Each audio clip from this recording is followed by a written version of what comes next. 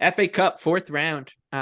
Clear headliner here. This seems to keep happening with Man City. Whatever team they're in the title race with, they end up playing either in the FA Cup or Carabao Cup.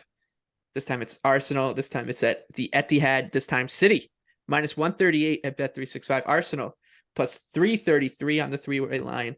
The draw is plus 320. BJ, price on Arsenal looks pretty tempting here. Absolutely. I actually do like Arsenal. I'll be betting them plus half a goal at plus 115. This is for fans of tactics, this is an incredibly interesting match just because of what is Arsenal going to do in this one, because Arsenal has gotten very, very used to holding a lot of possession. You saw it against Manchester United, absolutely throttled them, had the most touches in the penalty area in the Premier League since City against Leeds Academy when they won 7-0 last winter. But Arsenal really hasn't faced a team that's going to control this much possession against them. And my question to Arsenal is are they going to be able to sit deep in that low block and be able to keep City out and not let them play through the middle? Because Pep right now is adamant that he wants City to play through the middle. And what's funny is that he brought on 18-year-old Rico Lewis just like kind of out of nowhere, and he's become like their best ball progressor on the team, with Rodri dropping back into a back three. And really what he's trying to do is he's saying, I really just want to play through the middle of the pitch because that's the best way to beat a team. It pulls them out of position. If you play out wide, then they can keep their structure, and it's very difficult to break down teams like Arsenal, who is one of the best defenses in the Premier League. I go back to the match on January 1st of last year when Arsenal lost 2-1 to City, where they did sit deep and they countered them very effectively for the first half. City got a fluke penalty, and Gabriel got sent off with 2 yellow cards back-to-back, and then the match kind of got out of hand after that.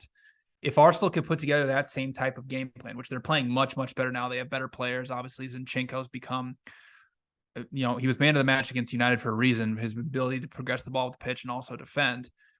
I think the price here is pretty good on Arsenal. If you look at Arsenal and City's performances against the Big Six, Arsenal's actually been better. Like, City's played 5 times against the Big Six, 9.3 expected goals for, 6.3 against. Arsenal's played 6 matches against the Big Six, 13.4 expected goals for, 6.5 against. So I only have City projected at minus 102. So I think there actually is some value here on Arsenal at plus 114. Yeah, I'd probably play the money line here on Arsenal. I think 3-1 in this situation. It's a weird one because of the title race, and City's form obviously has not been stalwart since the World Cup. So I think the money line here is where I'd look. Anthony, anything for you here? I think the biggest question is kind of what the managers do to approach this. This is like the undercard for the main event, which is coming in the middle of February, right after the Super Bowl, the Wednesday after, in the middle of the Champions League. Arsenal will play City for the first time of 2 meetings in the league. So how do these managers approach this cup match? Because I think the fear is that if Arteta chooses to rotate and City chooses to rotate, Arteta doesn't have the depth that City does. Like, they have more of a drop off from their best wingers, their best midfielders than City does, where City kind of has, more depth. Like, if they don't play Haaland, they have Alvarez. If Arsenal rests Saka, like, who's the next guy up?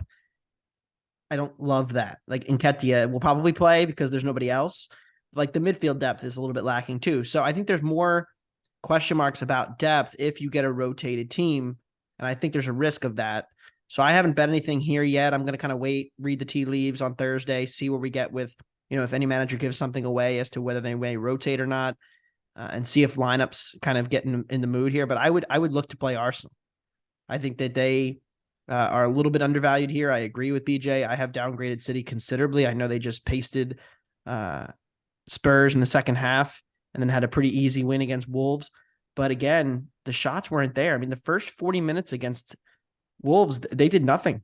And this team just looks like it's lacking juice. And so I think that you could see them struggle with Arsenal's successful ability without the ball.